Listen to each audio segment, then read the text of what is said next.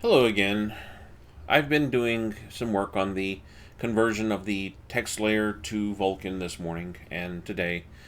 Spent most of the day working on it, and things are just getting frustrating at this point. Now, when it comes to setting up my Vulkan pipeline, I've got all of that working. That's fine. But the text layer, I was going to use a novel approach of using a storage buffer to keep the bitmaps completely in the storage buffer and not use an atlas.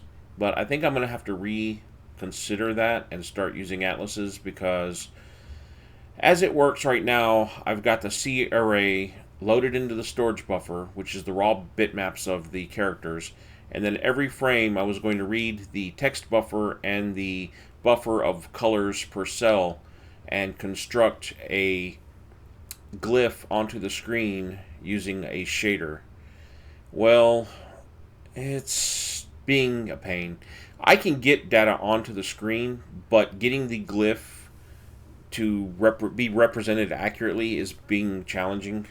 Um, I know it's all about the figuring out how they're mapped into the storage buffer, but every little way I can think to access it just ends up with either garbage or a blank square. So this is one of them things where it's like I'm not even sure that it's worth the effort. I could just use an atlas like a normal person, but I had grand plans for this method of doing things further on, and I figured if I could solve it on the text layer, it would make solving it later on much easier because I would already know how it's done.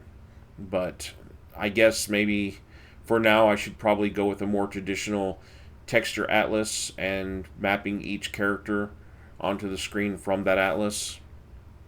It would allow me to move forward with other parts of the framework, and I've just spent way too much time on this one part. It shouldn't be this hard, but I maybe if I did things like a normal person, I wouldn't have these issues.